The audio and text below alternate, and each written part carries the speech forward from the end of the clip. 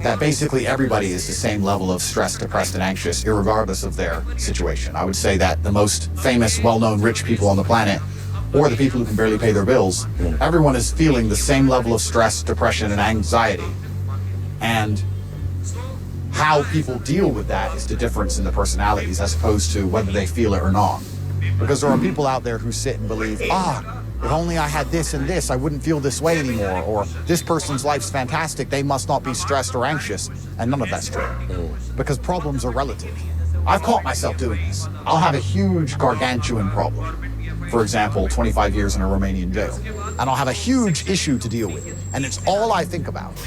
And it stresses me out. And the second I fix that problem, the next day the gardener doesn't show up.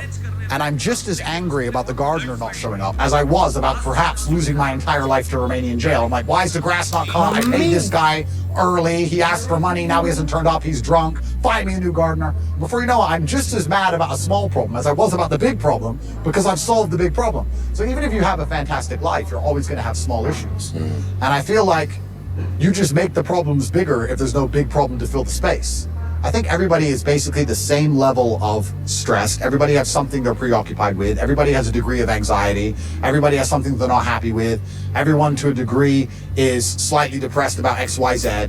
And the difference in the personalities are simply the people who complain about it, talk about it all the time, or let it get them down, as opposed to the people who say, okay, well, this is the human condition. This is how life is supposed to be. I'm an adult, and I'm never going to be happy like a child ever again. So this is how I'm going to deal with my life. I'm going to look at all the problems, accept them as serious, and smile anyway. So I don't think anybody is any happier than anyone else, to be honest. And the reason people think there are some people happier than them is simply because they have a better social media editor. They have a better camera. You know, they can capture the right angle and get a good edit. And then they can convince the entire population at home that they're happier than everyone else around them, because that's what social media is. It's an envy tool. The primary objective of social media is to try and convince other people to envy you. And there's some people who are pretty good at it. And there's some fools out there, unfortunately, who believe it. They'll look at somebody on a holiday, having the time of their life, and they'll sit there and go, man, I wish I could afford that holiday. But if you could really see that holiday outside of the edits, and you could see all the waiting at the airport, all the lines to get to the tourist attraction, how many times they had to try and take that picture with no one in the background, the time they argued with their boyfriend, their credit card got lost, then if you go through it all, you'd be like, that even doesn't even look fun.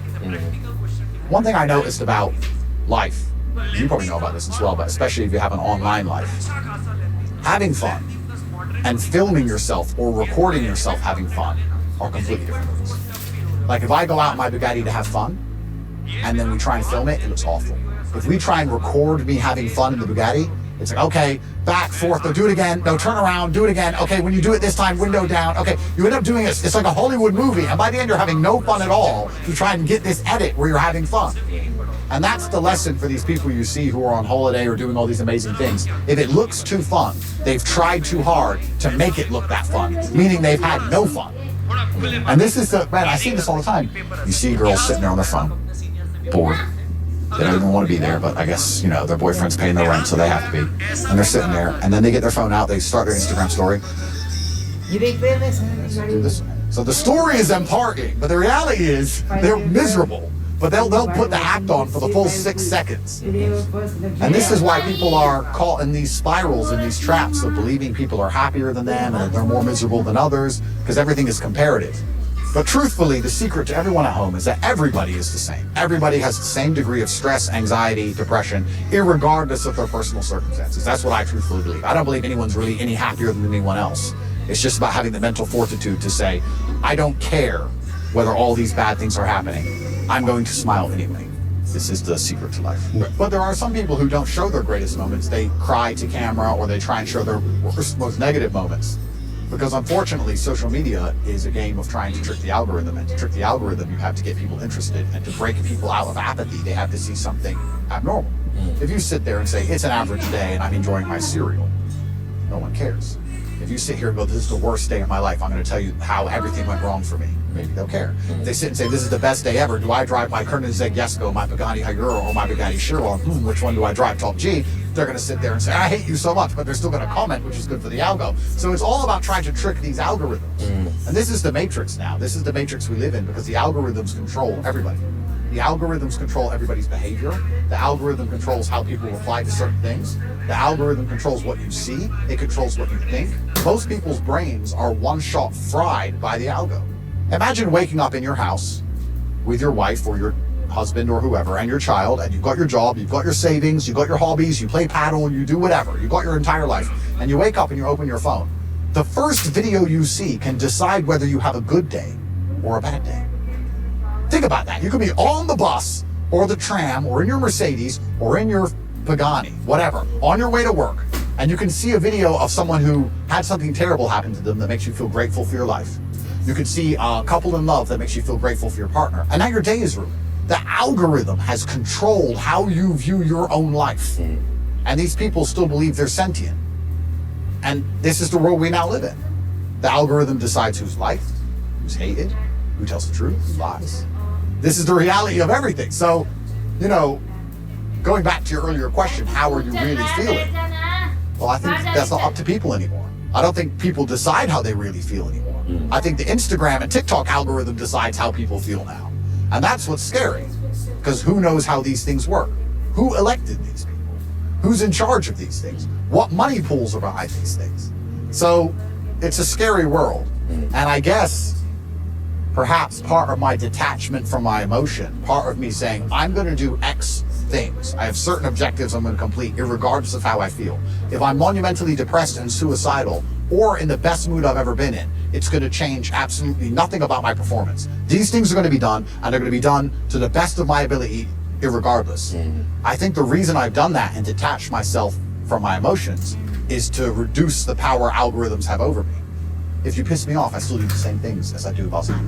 If you make me happy, I do the same things I do if I was pissed off. So you can't beat me. You can't control me, because all you can do is influence my emotions, and my emotions don't control me. You have to detach from your human side to a degree. You have to pre-decide, these are what things I'm going to do. Here's how I'm going to conduct myself. These is the way I'm going to act. These are the things that will be done. And when all of those are done, I am fine. How am I really doing? My things were done.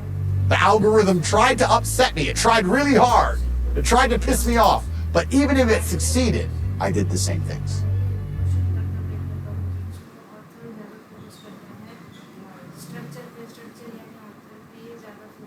There are duties that men must fulfill, whether to God or to your bloodline. But this is a genuine honest. I'll say this now. Of those 150,000 people, I guarantee even their fucking living relatives, their living parents aren't even proud of them.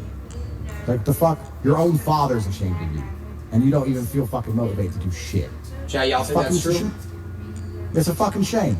If you were to go and look your father in the eye and said, you know what, I could have been a UFC champion. I could have been a multi-millionaire, I could have been a race car driver, I could have been a fucking nuclear physicist, could have done all these things, but I was busy on Pornhub. You think he's gonna be proud of you? Fuck no. Fuck no. And there's men here who will deny it, right? There's men who will go, no, no, no, no. But those are the ones who are most lost. It's the denial that's gonna hold you back the most. The people who go, yes, I'm wasting my potential. Those are the ones who have potential. The ones who stand up and go, I am wasting my potential, I could be anything, and I am not that yet. They have a chance. The men who go, oh no, actually, I'm fine, they're fucked. They're inside the matrix, fully slave-minded, they're a waste of time. But if you sit there and go, you know what, yeah, I am wasting my potential. Yes, I can be more than